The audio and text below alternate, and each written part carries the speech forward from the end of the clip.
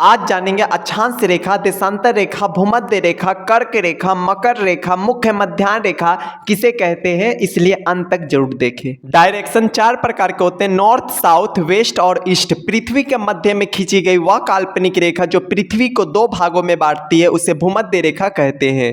भूमध्य रेखा के समानांतर खींची गई तिरछी लाइन जिसकी परिधि ध्रुव की ओर छोटी होती जाती है उसे अक्षांश रेखा कहते हैं। अक्षांश रेखाओं को डिग्री में मापा जाता है। 2 अक्षांश रेखाओं के बीच की दूरी 1 डिग्री होती है। कुल अक्षांश रेखाओं की संख्या 180 होती है जो 0 डिग्री से लेकर 90 डिग्री नॉर्थ की तरफ रहती है और 0 डिग्री से लेकर 90 डिग्री साउथ की तरफ होती है।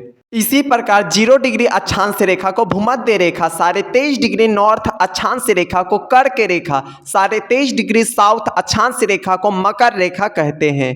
पृथ्वी पर उत्तर से दक्षिण खींची गई वह काल्पनिक रेखा जो पृथ्वी को 2 भागों में बांटती है उसे मुख्य मध्याह्न रेखा कहते हैं। मुख्य मध्याह्न रेखा के समानांतर खींची गई काल्पनिक रेखा को देशांतर रेखा कहते हैं।